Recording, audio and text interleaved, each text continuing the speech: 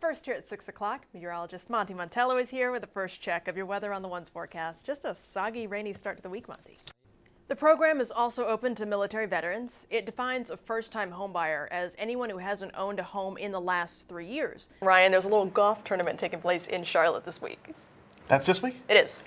Oh, this is going to be Something an to interesting note. sportscast. All right, folks. And the people that are living in this apartment now will not be kicked out. They may have to move to a different apartment within the same building as the renovations go on. Teams are far different in November than they will be in March. Just enjoy the basketball. Exactly. Got to enjoy a matchup like that early on. All right, thank you, Mike.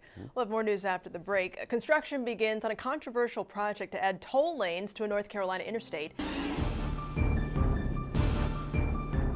Citywide curfew is underway in the city of Baltimore. It doesn't seem like everyone is in a hurry to get off the streets. You're looking live at a picture from Baltimore right now. These scores are likely higher than they will be next year because during this first year, the letter grades are based on a 15-point scale. So an A is anything above an 85. Your Stanley Cup champions yet again. Again. Chicago fans are spoiled. They are. But at least I guess it's on home ice for them. That's been a while. It has been a while. We've got a crowd waiting for the Pope to step off the plane. I heard them chanting earlier, "We love Francis. Yes, we do. We love Francis. How about you?" And we walk with Francis every day.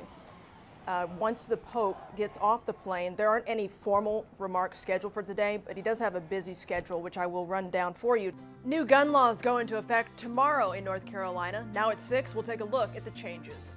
Plus, Planned Parenthood wants to see increased security near their facilities after Friday's shooting in Colorado. And do you know this man? Why police need your help finding him. Thank you for joining us tonight. I'm Sharon Stone. Those stories are coming right up. First here at 6 o'clock, meteorologist Monty Montello is here with a first check of your weather on the One's forecast. Just a soggy, rainy start to the week, Monty. Yeah, but big difference from The process to own a firearm in North Carolina is undergoing some changes starting tomorrow. Efforts to get rid of the pistol permit failed during this year's legislative session. As Loretta Beniti tells us, there are now some more standardized rules for legally obtaining these handguns.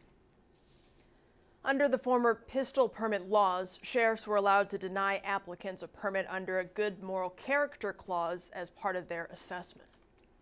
President Barack Obama is pushing for a powerful climate deal. He's in Paris for a global summit on climate change. It comes just weeks after a series of deadly terror attacks. The group of world leaders says an ambitious deal to curb global warming can send a message to terrorists by showing what countries can achieve when they are united. Today, the president said it's important that all nations do their part.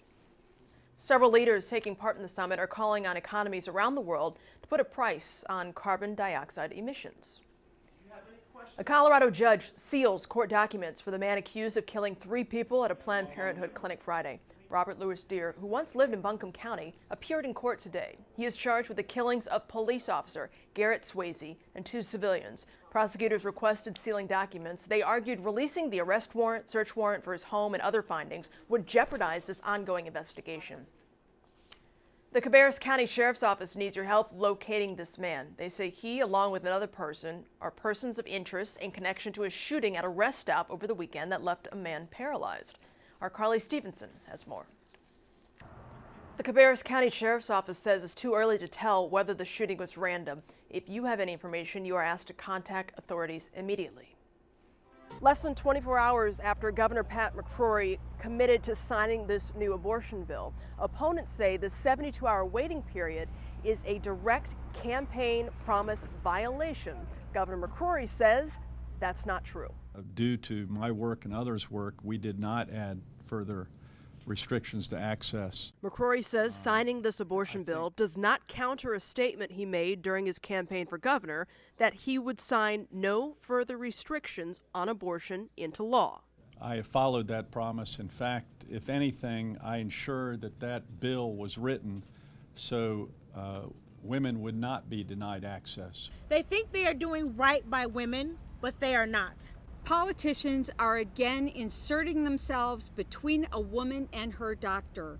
Mandatory delays do nothing to dissuade women from having abortions.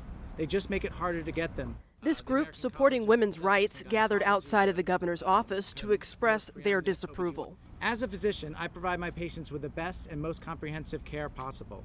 Our relationship is built on trust, privacy, and open communication.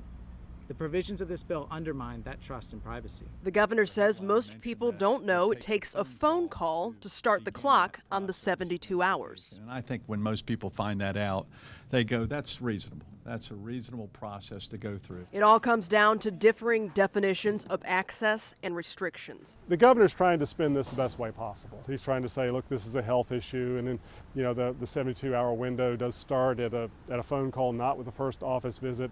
For people who wanted him to veto, they're not buying that spin. Another controversial part of this bill requires doctors to send information, including ultrasounds, about abortions that are performed after 18 weeks to the State Department of Health. Opponents are concerned about how and what that information will be used for. In Raleigh, Sharon Stone, Time Warner Cable News.